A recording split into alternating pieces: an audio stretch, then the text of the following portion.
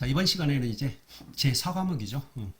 정보보안 기사 필기 그 과목으로 본다면 그 정보보안 일반입니다. 이제 여기서부터는 거의 암기 과목입니다. 암기 과목.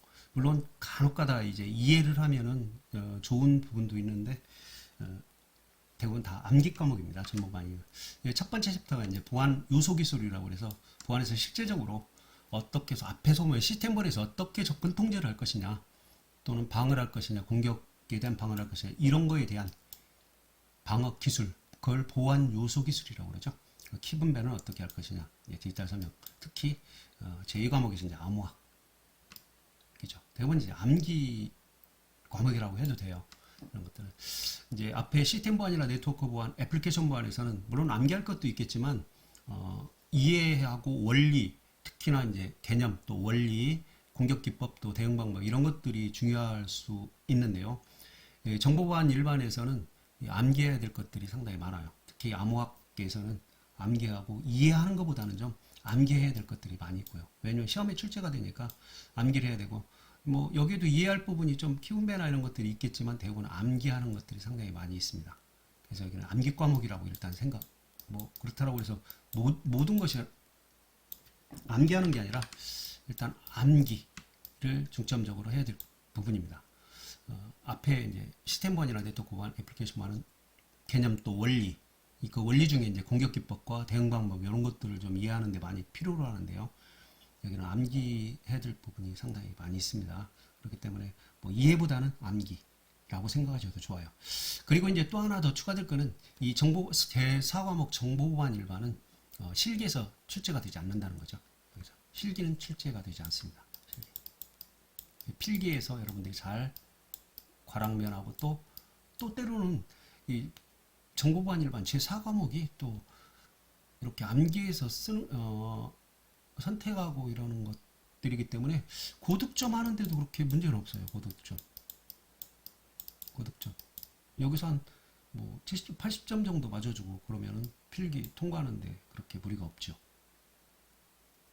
그런데 시스템 보안이나 네트워크 보안, 애플리케이션 보안에서는 좀 어렵게 나오고 특히나 이제 처음 공부하는 학생들이 어떻게 약간 좀 다른 분야, 약간 출제 기준은 아니겠지만 광범위하니까 저 구석에서 출제를 하게 되면 막 과락이라든가 이런 게 또 발생할 수도 있거든요. 근데 정보보안 일반은 좀 좀만 공부하면 고득점 할 수 있는 그런 확률도 되게 많이 있습니다. 암기해야 될 것들이 상당히 많이 있기 때문에요. 그래서 1, 2, 3과목을 제대로 공부를 한 다음에 그 다음에 제4과목 정보보안 일반을 공부하시면 좋습니다. 어차피 그 세 과목, 시스템 보안, 네트워크 보안, 애플리케이션 보안에 적용되는 다 보안 요소 기술이기 때문에 그렇습니다. 물론 그 앞에서도 이미 얘네들을 많이 공부를 하고 넘어올 수가 있어요. 그래서 탄탄하게만 제1, 1, 2, 3과목을 잘 해놓으면 제4과목은 그렇게 어려움이 없고요. 특히 암호학 같은 게 또 암기하는 것들이 상당히 많이 있습니다.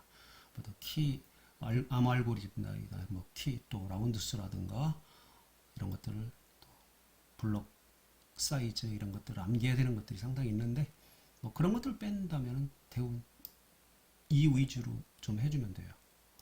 처음부터 여기 달려들지 말고요. 1, 2, 3과목을 공부한 다음에 그 다음에 하시면 좋습니다.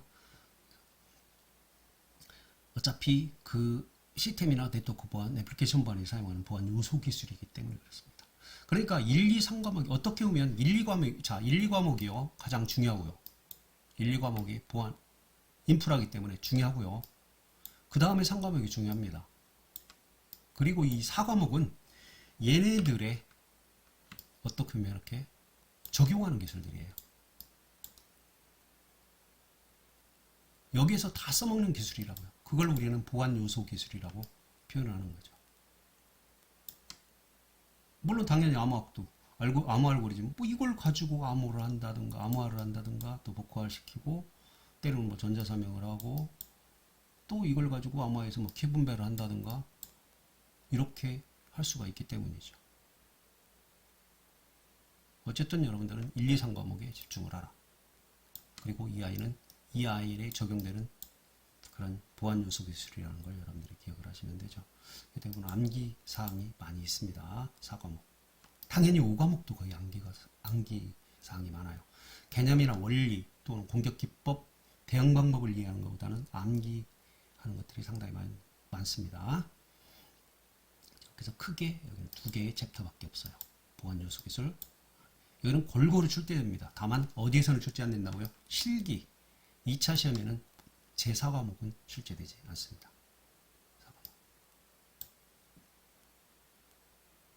자, 이해됐죠? 그래서 4과목은 이렇게 좀 여러분들에게 간단하게 설명을 하고 1, 2, 3과목을 강조하고 넘어가는 이런 형태가 진행이 됐네요. 자, 그러면 또 다음 강좌에서 이제 마지막이네요. 제5과목. 5과목도 뭐 간단하게 끝날 수가 있습니다.